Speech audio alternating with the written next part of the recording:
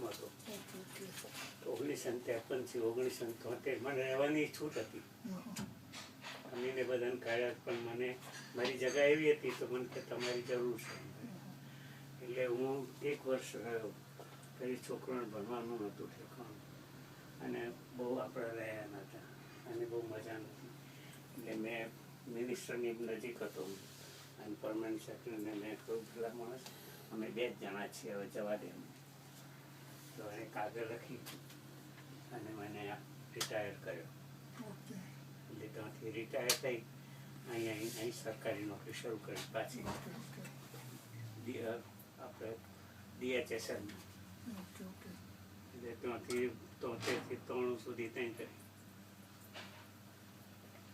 અને પેલા એ બિચારે એની લાલચ એટલી શું વેચવાનું, મેં પેલી ગાડી શું લેવાનું છે પરમાનન્ટ સેક્રેટરી કે જે હારું હોય તે 4.5 9,000ની ગાડી લીધી, 4.5 ઘેર આવીને આપી ગયો બિચારો. અને મેં શરત એટલી કે હું એન્ટેબે જઈને પ્લેનમાં બેહું ત્યાં સુધી એ ગાડી મારી પાસે રહે, પછી પાછી તને આપી દે. અને छोटा भाई बोल रहा हूँ हाँ ये हमारा काका था छोटा भी तुम्हारा काका था એટલે અમારા કુટુંબ છે. और